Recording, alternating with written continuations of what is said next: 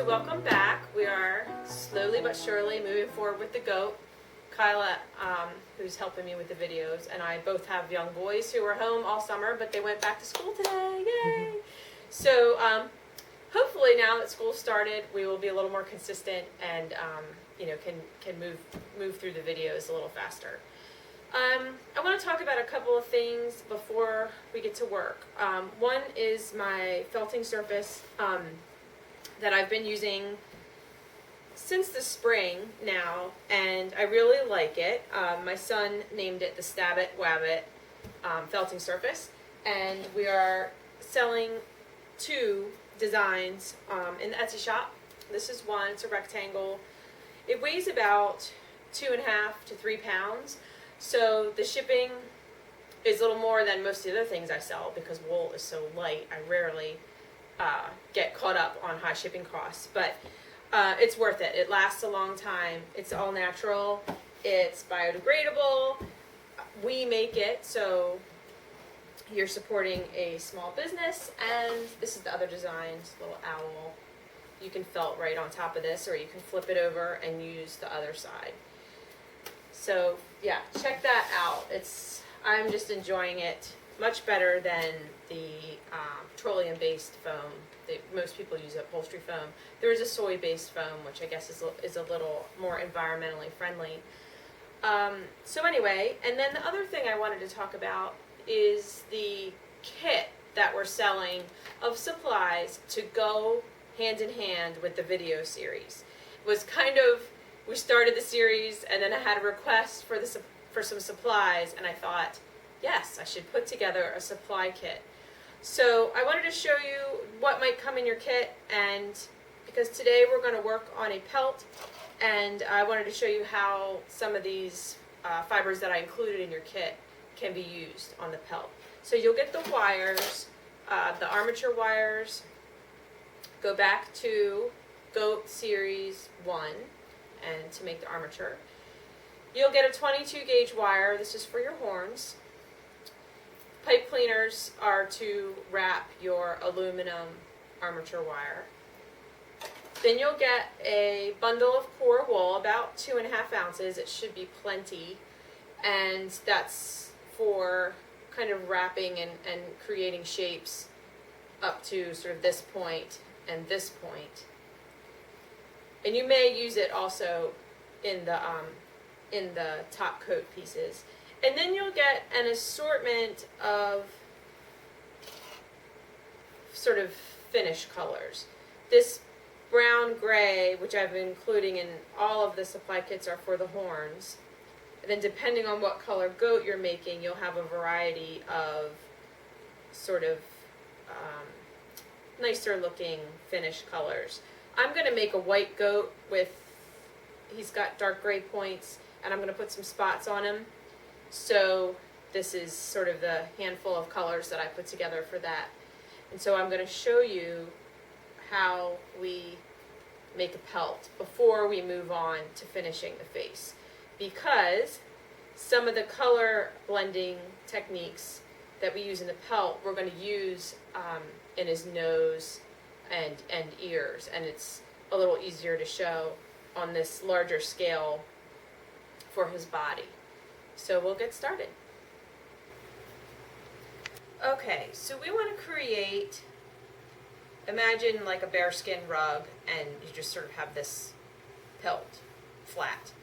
We want to create that to lay on the back of the goat.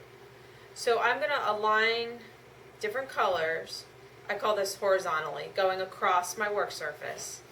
And I'm going to make it vertically, top to bottom, about the same distance as from the base of the goat's neck to the base of his tail. And then horizontally in width, I want it to be wide enough that it just folds to the tops of the legs and maybe under the belly a little bit. So if you want a nice either light belly or dark belly, the first thing to do is to put a little bit of wool, the final color that you want, across his belly. I'm going to use this, a little bit of this light gray I'm actually going to mix 2 grays together. So these are 2 similar colors. So instead of going to the trouble of running them through a carder, I just hold each end and pull, and they'll be blended nicely.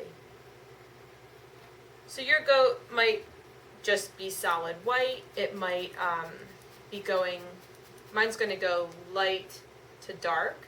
Yours might go dark to light. It's just a decision that you have to make along the way. So I'm going to just get this on here. I'm going across this way so that the fringy edges of the fiber are coming up around his belly. And just get that to stick.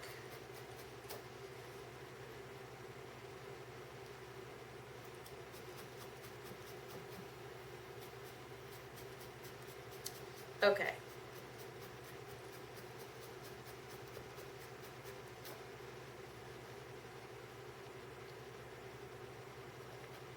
Oh, he looks angry with his little horns down. All right. So now we're going to make the pelt, and I'm going to use that same color towards the edges because I want them to come down and blend with what I just put on the belly. So I'm going to blend some more, and then I'm going to pull 2 even pieces that I want to be on the edge of my pelt. I'm going to get something to prop this up.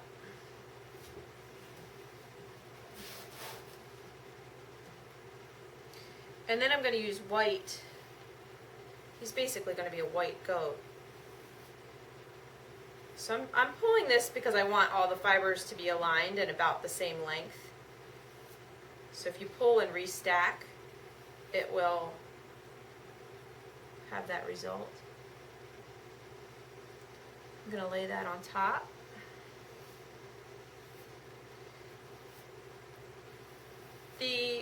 What I've noticed in classes is that it's more likely that you'll make this way too big than too small, and then you end up with a pelt that comes down to the ground on each side. So this goes from white to gray, and it's probably hard to see on this burlap color, but and then because I left the fringy edges coming this way, it's going to blend nicely. And then I want him to have some dark gray spots. So first I'm just going to get this kind of started. For either very large 3-dimensional things or flat work like this, the punch tool, the clover punch tool, works really well. It's got 5 fine needles that really quickly felt a large surface like this.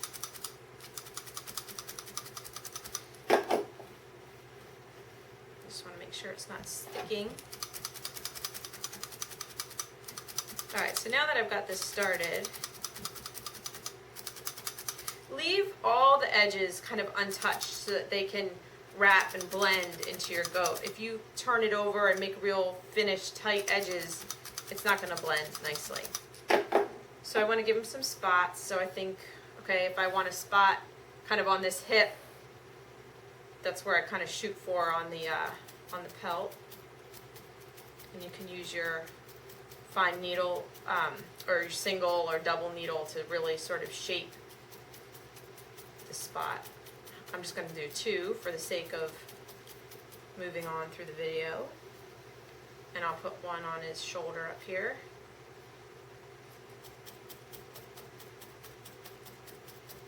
Hopefully this is making sense, but it's going to make sense as soon as I pick it up and put it on the goat for you to see. Okay.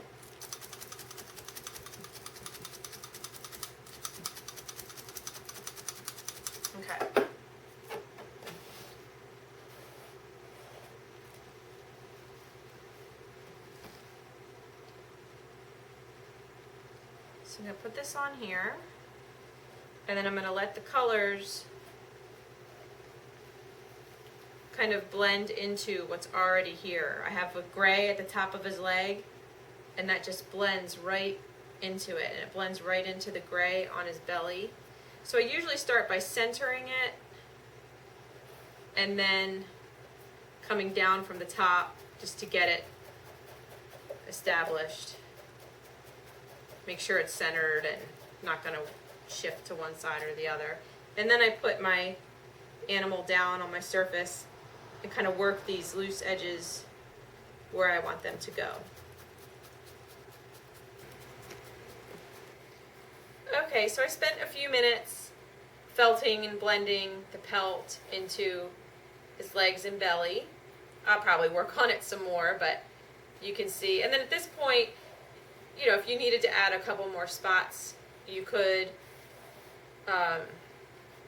But the pelt just works really well for those overall slight variations in color. So before we go, let's get a little bit of wool on the tail. They kind of have short tails, but a little bit of, you know, sort of fluff or fur to the edges. So I'm going to take my white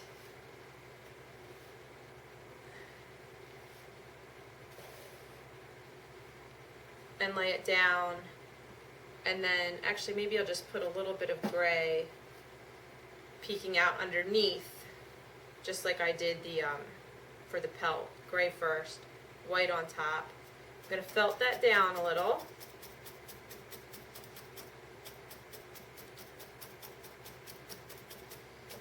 Okay, and then I'm going to flip it over because that's going to be the top side of his tail. And so I have a little bit of wool on here to felt into, but I'll also take either some core wool or some white or whatever I want the underside of the tail to be. Let's see, let me get some core wool. Core wool just felts really easily. And I'll put it over that. So now his little tail bone is completely encased in wool. It's kind of sandwiched between the core wool and the pretty blend that we put on the other side. Just make sure I felt it really well.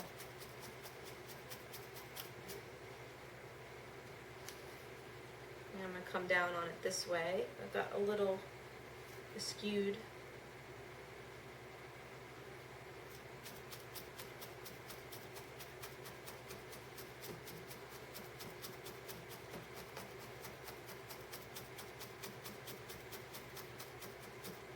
Okay, and that's a little crazy, so I can just pull off, you know, what's really long and extra.